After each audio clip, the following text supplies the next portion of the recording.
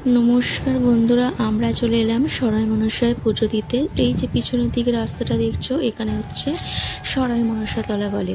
তো হুগলি জেলার বাঁশুড়ি আছে, গজার মোড় থেকে চাপাডাঙ্গার থেকে 10 মিনিট বাইক বা বাসে করে আসার পরেই সরাই মনসা তলা পড়বে। ওখানে বাস স্টপেজ আছে, সরাই মনসা তলা বললেই ওখানে নামিয়ে দেয়। তো ওখান থেকে নেমে একটুখানি হেঁটে এলেই মা মনসার মন্দির। তো এখানে মা মনসা খুবই জাগ্রত, আর এখানে অনেক দূর দূর থেকে সবাই পুজো দিতে আসে এবং পাঠা বলিও হয়।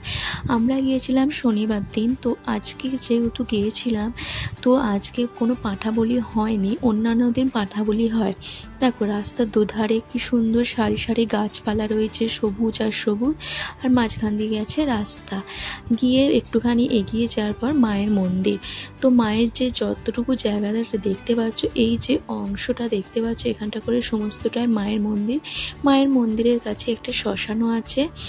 তো এইখানে যে এগুলো দেখতে পাচ্ছ নীল নীল থামদে, এইখানটা করে গোটাটা মায়ের মন্দির। এখানে গান হয়, মানে মায়ের যে দশহরার সময় পুজো হয় 1 সপ্তাহ, এখানে গান ফাংশান সমস্ত কিছু হয় এবং মায়ের পুজো উপলক্ষে মেলাও হয়।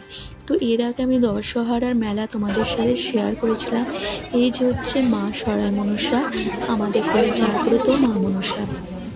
তো এখানে অনেক দূর দূর থেকে মা মনসার কাছে পুজো দিতে এসেছে এবং আমরাও এসেছি। তো দেখো আজকে যেহেতু শনিবার অনেকটাই ভিড় হয়েছে। আমরা প্রায় 12টা নাগাদ এসেছিলাম, এসে বাড়ি গেছি প্রায় 3:30। তো যেহেতু এখান থেকে আমি আমার বাপের বাড়ি যাব, তো আমাদের বাপের বাড়ির এখানেই কাছে মন্দিরটা। তো আজকে শ্বশুরবাড়ি থেকে এসেছি, এসে পুজো দিয়ে আমি বাপের বাড়ি যাব। এই যে এখানে হচ্ছে মায়ের এখানটায় পাঁঠা বলি হয়। তো আজকে যেহেতু পাঁঠা বলি হয়নি, দেখো চারিদিকে ছাগল ঘুরে বেড়াচ্ছে, কুকুর ঘুরে বেড়াচ্ছে।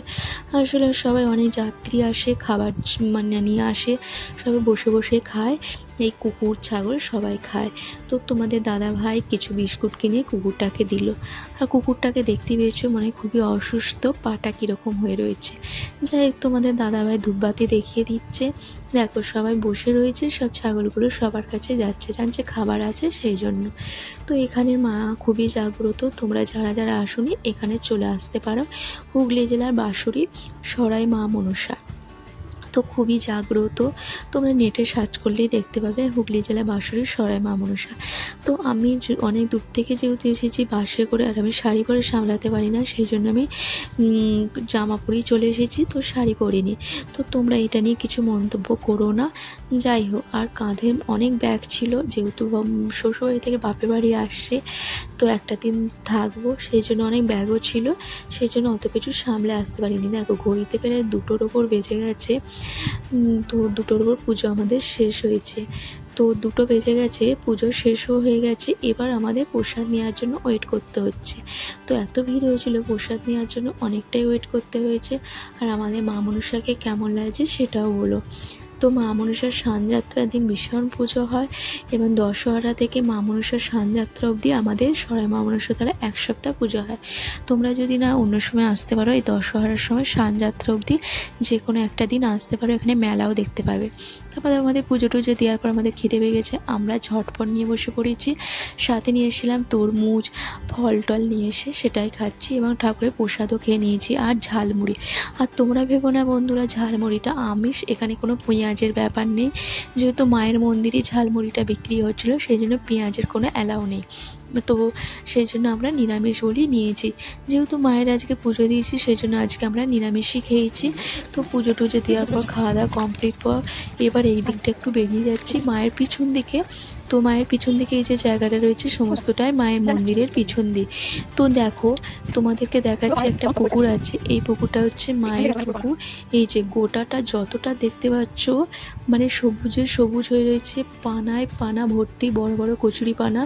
তো এই ততটা দেখতে পাচ্ছ যতটা, ঠিক ততটাই হচ্ছে বিশাল বড় একটা মায়ের দিঘি, আর এটা হচ্ছে মায়ের পুকুর। তো এখন বড় বড় পানাতে ভর্তি রয়েছে, আর এইটুকু জায়গা একটুখানি ফাঁকা করে রয়েছে, যারা আর কি ডন্ডি মানত থাকে, এখানে ঠাকুর ভাসানো হয়, অন্যান্য ঠাকুর।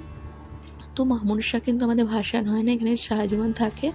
আর এখানটা হচ্ছে ডন্ডি পুকুর, এখানে হচ্ছে ডন্ডি দেয়, ডন্ডি দেওয়ার জন্য এখানে চান টান করে সেরে সবাই উঠে, আর বাকিটা পানায় ভর্তি। তো তোমাদের ভিউজটা কেমন লেগেছে অবশ্যই বলো, ভালো লাগলে অবশ্যই লাইক কমেন্ট আর শেয়ার করো, আর যারা যারা আসনি তারা অবশ্যই চলে এসো। Tata, by.